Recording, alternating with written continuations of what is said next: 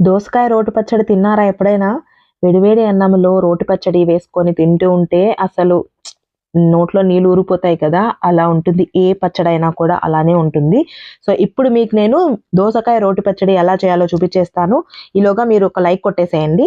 ముందుగా అయితే మన దోసకాయ రోటి పచ్చడిలోకి ఒక బాండ్లీ తీసుకొని అందులోకి ఒక 4-5 ఆర్ 6 పచ్చిమిర్చి వేసుకొని, ఒక టేబుల్ స్పూన్ ఆఫ్ వేరుశనగ పప్పు, ఒక టొమాటో, కొంచెం చింతపండు వేసుకొని మనకి ఫ్రై చేసుకోవాలి. ఆయిల్‌లో కొంచెం లైట్‌గా రోస్ట్ చేసుకోవాలనమాట.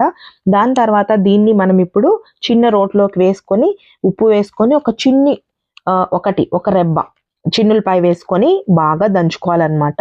ముఖ్యంగా గుర్తుపెట్టుకోవాల్సింది ఇక్కడ మనము వాటర్ అనేది యాడ్ చేయకూడదు. ఎందుకంటే మనకు దోసకాయలో ఆల్రెడీ వాటర్ కంటెంట్ ఉంటుంది కాబట్టి మనం సెపరేట్‌గా మళ్ళీ వాటర్ అనేది యాడ్ చేసుకోకూడదు. మంచిగా దంచుకోవాలి. మీకు దంచుకోవడానికి రోల్ లేదు అంటే మిక్సీలో కూడా వేసుకోవచ్చనమాట. సో, ఇప్పుడు మొత్తం అంతా మెత్తగా దంచుకున్న తర్వాత ఇందులోకి మనం ఆల్రెడీ కట్ చేసి పెట్టుకున్న దోసకాయ ముక్కలనేటివి వేసేసుకోవాలనమాట. రోట్లో కాబట్టి దోసకాయ ముక్కలు కొంచెం కచ్చా పచ్చాగా మనము దంచుకుంటున్నాము. మిక్సీలో అయితే మరీ పేస్ట్ లాగా చేసుకోవద్దండి. జస్ట్ ఊరికే ఒక 2 తిప్పులు అలా తిప్పారంటే మిక్స్ అయిపోతుంది పచ్చడంతా కూడా. కానీ రోటి పచ్చడి తింటేనే కదా మజా నోటికి. సో, రోట్లో ఆ దోసకాయ ముక్కలన్నీ వేసి కొంచెం అదంతా కూడా ఆ పచ్చడంతా కూడా దోసకాయ ముక్కలకి పట్టేలాగా కచ్చాపచ్చాగా మొత్తం దంచుకోవాలనమాట. సో, మొత్తం దంచుకున్న తర్వాత దీన్ని మనము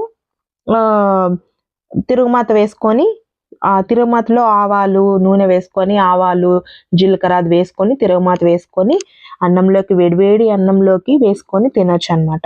నేనైతే ఇంకప్పుడే తినేసామనమాట. అప్పుడే రోట్లో పచ్చడి నూరంగానే అన్నం వేసుకొని వేడివేడి అన్నం వేసుకొని తిన్నాననమాట. చాలా అంటే చాలా బావుంటుంది దోసకాయ పచ్చడి. మనకి మీరు కూడా ఈ రెసిపీని ట్రై చేయండి. చాలా బావుంటుంది. సూపర్! సూపర్ అంటే సూపర్ రెసిపీ. వీడియోని లైక్ చేయడం మర్చిపోయినారు. లైక్ చేసి షేర్ చేయొచ్చు కదా! ప్లీజ్.